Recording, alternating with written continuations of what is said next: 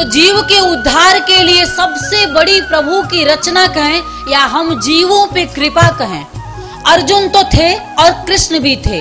ये जो सेना यहाँ बैठी हुई है, इतने लोग, ऐसे ही वहां पे भी बहुत लोग थे कुरुक्षेत्र में। लेकिन एक अर्जुन भगवान कृष्ण को पहचान पाता है। क्यों? क्योंकि उन्होंने भक्ति दिया नारायण के चरणों में।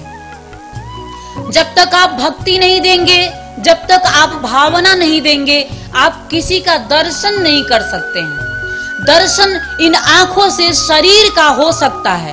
हमने कहा जीव में शिव में अंतर क्या है? जीव बोधा अवस्था में नहीं है, इसलिए वो मृत्यु की ओर है, और शिव बोधा अवस्था में, इसलिए उसकी मृत्यु नहीं होती है। राम आपके तरह ही संसार सागर में जन्म लेते हैं, लेकिन राम की मृत्यु नहीं होती है, शरीर तो छूटता है, पर आज भी राम आपके बीच में जीवित हैं, और इसीलिए आप राम राम राम जब रटते हैं तो बड़ा ही आनंद आता है।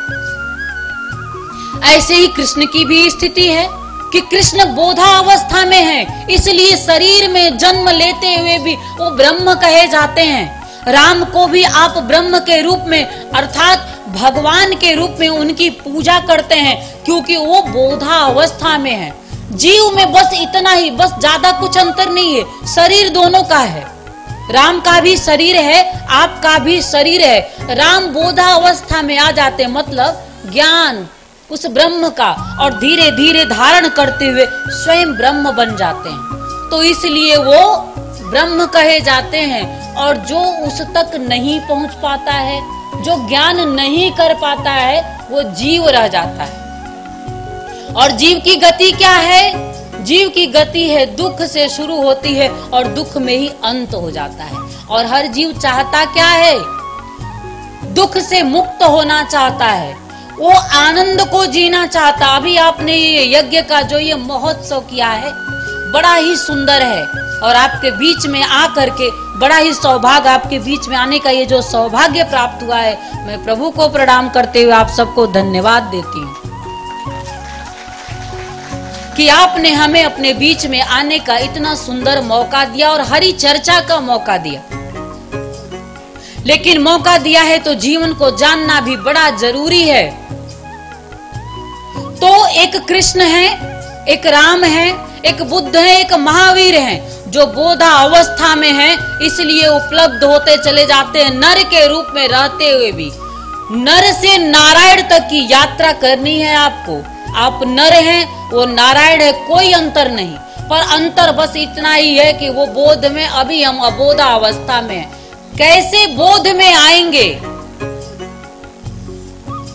अब कैसे बोध में आएंगे? इसीलिए गुरु आपके बीच में, ये मैंने कहा कि प्रभु की एक सोची समझी रणनीति है, और एक प्रभु की जीवों पे कृपा है कि वो गुरु रूप में आपके बीच में आता है, जिसको ब्रह्मा विष्णु और महेश और पर ब्रह्म की परिभाषा दी जाती है।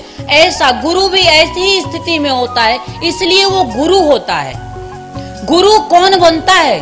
जो बोधा अवस्था में आ जाता है, जिसे उसका परिचय मिल जाता है, आत्मचक्षु जिसका जागृत हो जाता है, वही गुरु रूप में होता है। और फिर वो पर ब्रह्मा तस्मै श्री गुरुवे नमः। फिर ऐसी स्थिति है प्रकाश की, और जहां प्रकाश है वहां से आप भी ऊर्जा ले सकते हो। जहां भावना है, जहां भक्ति का उदय है, वहां से आप भी ऊर्जा ले सकते हो। जब आप गुरु से जुड़ोगे तो गुरु के अंदर का जो आनंद है वो आपके हृदय में भी उतरेगा।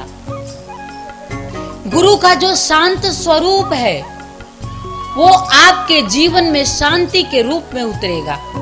और इसलिए जीव को गुरु से जुड़ने की आवश्यकता है। इसलिए आपको ये जीवन का ये मूल रहस्य है, इसे समझना बहुत जरूरी है। अगर नहीं समझोगे तो ये संसार, बुद्ध ने कहा संसार में दुख ही दुख है, दुखम आर्य सत्यम, 4 आर्य सत्य उन्होंने बताया, उसमें उन्होंने यही कह दिया, क्योंकि जो देखेंगे हम वही तो पाएंगे, जो देखेंगे वही तो एहसास करेंगे। तो बुद्ध जब तक दुख को देखते रहे, क्या देख रहे थे? उन्होंने जन्म को देखा, जरा को देखा, रोग को देखा और अंततः मृत्यु को देखा। जन्म जरा रोग और मृत्यु, जन्म तो होता ही है, बुढ़ापे की ओर बढ़ोगे ही और रोग तो आएंगे ही शरीर में और अंततः मृत्यु तो होगी। तो बुद्ध ने क्या किया? बुद्ध ने देखना शुरू किया। जब पहले तो राजा के पुत्र, अब राजा के पुत्र हैं और पहले ही जन्म के समय ही ज्योतिष आचार्यों ने बता दिया कि ये जो बालक जन्म लिया है ये राजा भी हो सकता है और महायोगी भी हो सकता है।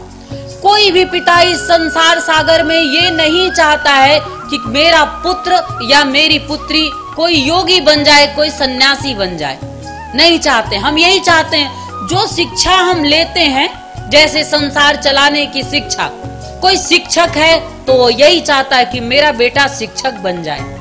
कोई किसान है तो कहता है ये मेरा खेत है, तुम किसानी नहीं करोगे तो कौन करेगा। कोई दुकान खोल के बैठा है तो चाहता है कि ये दुकान ही मेरी पूंजी है, मेरे बाद कौन चलाएगा, तो मेरी ये विद्या तुम सीख लो। हर व्यक्ति यही चाहता है।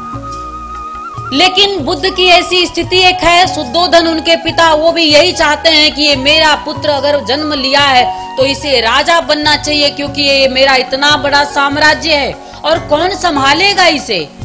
इस चिंता में उन्होंने क्या किया, चारों ओर ऐसी स्थितियां निर्मित की कि जहां सुख ही सुख हो। लेकिन उनके निर्मित करने से भी बुद्ध को सुख नहीं मिला, क्योंकि बुद्ध देखना क्या शुरू कर दिए थे। उनको बड़ी दया आती थी, उनको बड़ा दुख होता था संसार की स्थिति देख करके। आप लोगों की भी, आप पूरे संसार की, सिर्फ आपकी नहीं, पूरे संसार की ये स्थिति है। कहीं कोई वृद्ध हो चुका है तो अपनी घर में कोई पूछ नहीं रहा है, एक गिलास पानी के लिए बेचारा बैठा हुआ बोल रहा है, कोई सुन नहीं रहा है। कोई बीमार व्यक्ति खाट पे पड़ा हुआ है, उसे जब आप देखते हो तो आपका हृदय द्रवित हो जाता है। और ऐसे ही पूरे संसार की गतिविधियां चल रही हैं। बुद्ध ने भी इसी दशा को देखा। हमारी माताएं बहनें हैं, घर में रहती हैं, बड़ी स्थितियां खराब रहती हैं आपस में ही, और उसी मेल जोल को हम ठीक करना चाहते हैं। सास बहू की नहीं सुनती है और बहू सास की नहीं सुनती है। ऐसे ही पिता पुत्र में भी है।